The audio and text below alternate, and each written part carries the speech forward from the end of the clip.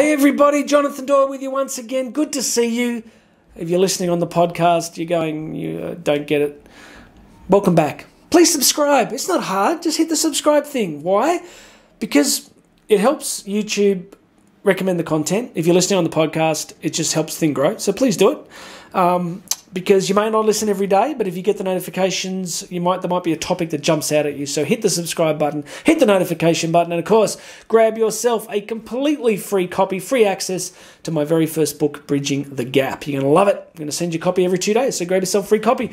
Let's jump in. Today, we're going to talk about a quote from a great psychologist, a great thinker. They refer to this guy as the father of modern psychology. Let's talk about a quote from William James. We forget that every good that is worth possessing must be paid for in strokes of daily effort. All right, first thing about us as humans is that we gravitate to things that have value and meaning for us, right? So most of us gravitate towards things that we assume will make us happier. Could be financial, could be relational, could be professional, could be physical, things that we want to improve and change. Again, our culture is a culture of immediacy and consumption. So we need to understand that. This culture survives in terms of late-stage capitalism, in terms of consumption and immediacy, right? One of the interesting things about COVID and stuff has been how supply chains have been exposed, right? This idea of that we can always access everything all the time and it'll always be available has been put under a lot of pressure. But it's kind of similar when we want certain things that we think are meaningful for us. We live in a culture that tells us if we want something, we can have it quickly. There has to be a hack. There has to be a shortcut. There has to be a way to get what we want really quickly. Like a lottery ticket, right? Like we're going to bypass all the work of building wealth, creating value in the world. We're just going to buy a ticket and it's done. Yeah? And that can work. And if it works for you, awesome. Be great. But what William James is telling us here is, he's pulling back the curtain on the universe and showing us the way that reality is actually constructed.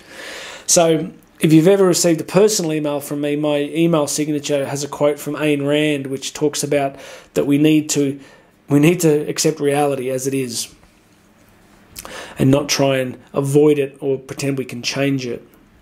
So what William James is telling us today is that as we pull back the curtain here, the truth about life is that things that are meaningful for us require daily effort.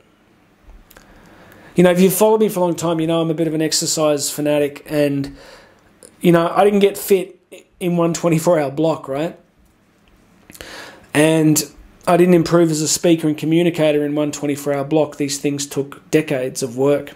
Last week, Karen and I celebrated our 21st wedding anniversary, and we're in a really cool place. We've known each other. We're at that point where we've almost been married longer than we've been married longer. We've been together longer than we were before we didn't know each other. Does that make sense? I don't think it did. We've been married we've been married longer than we haven't known each other. Something like that. Anyway.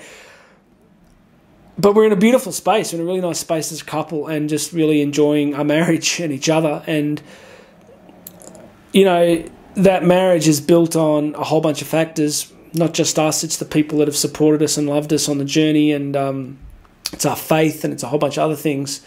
But it's also a lot of daily effort, and we are totally imperfect and we fight. I mean, it's Karen's fault when we fight, of course, but we argue.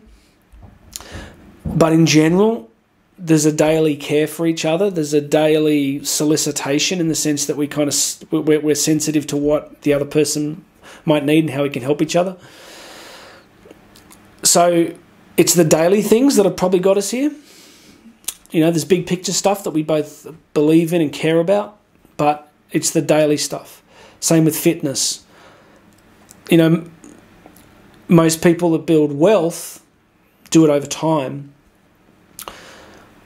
And often if it happens quickly, it gets lost quickly. So what I'm saying to you today is whatever you want in your life, whether it's better health, better physical body, better finances, better relationships, better professional life, whatever it is for you, it's unlikely to happen in an instant.